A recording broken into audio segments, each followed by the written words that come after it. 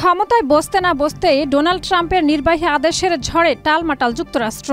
গুরুতর অভিযোগ উঠেছে তার বিরুদ্ধে যে তিনি রাজনৈতিক ও ব্যক্তিগত স্বার্থের জন্য মার্কিন সংবিধান লঙ্ঘন করেছেন। দ্বিতীয় মেয়াদে ক্ষমতা গ্রহণের পর অভিবাসীদের বিরুদ্ধে শক্ত অবস্থান নিয়েছেন মার্কিন প্রেসিডেন্ট। ইতিমধ্যে বাতিল করা হয়েছে জন্মসূত্রে নাগরিকত্বের সুবিধা। তবে ট্রাম্পের এই সিদ্ধান্তকে অসাংবিধানিক হিসেবে অভিহিত করেছে মার্কিন আদালত। সানবিট সব দিবে সামাল। সানবিট ম্যাজিক প্রেস ডিশওয়াশিং এর মাথা ঘোরানো সলিউশন।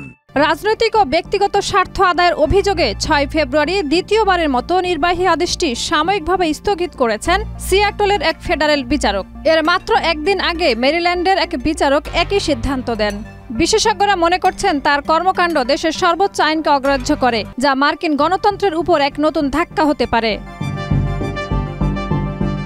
ডোনাল্ড ট্রাম্প ১,৮০,০০,০০০ অবৈধ অভিবাসীকে বিতাড়িতের সিদ্ধান্তে দৃঢ় প্রতিজ্ঞ। ৬ ফেব্রুয়ারি প্রথমবারের মতো ১০ ভেনেজুয়েলান নাগরিককে ফেরত পাঠানো হয়েছে নিজ দেশে। এদিকে লাতিন আমেরিকার দেশ পেরুর প্রায় ৭০০ অবৈধ অভিবাসীকে আটক করেছে যুক্তরাষ্ট্র। এছাড়াও মেক্সিকো সীমান্তে চলছে কাঁটাতারের বেড়া বসানোর কাজ। ওয়াশিংটনের অ্যাটর্নি জেনারেল নিক ব্রাউন বলেন, পরিস্থিতি যা দেখতে পাচ্ছি, ট্রাম্প প্রশাসন প্রতি ঘন্টায় ১০০ মাইল গতিতে ছুটছে। ১০০টি স্থানে গিয়ে প্রতিদিন আইন ভাঙছে, সংবিধান লঙ্ঘন করছে। তাই একই বিষয় নিয়ে প্রতিদিন বিভিন্ন অঞ্চলে মামলা দায়ের হচ্ছে। প্রতিটি মামলাকে আমরা সমান গুরুত্ব দিচ্ছি।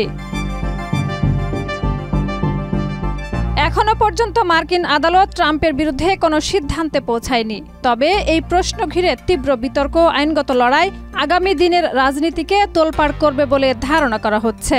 বিষয়টি কিভাবে এগোয় তার উপর গোটা বিশ্বের নজর এখন। শাহিদা রুবি, মাই টিভি।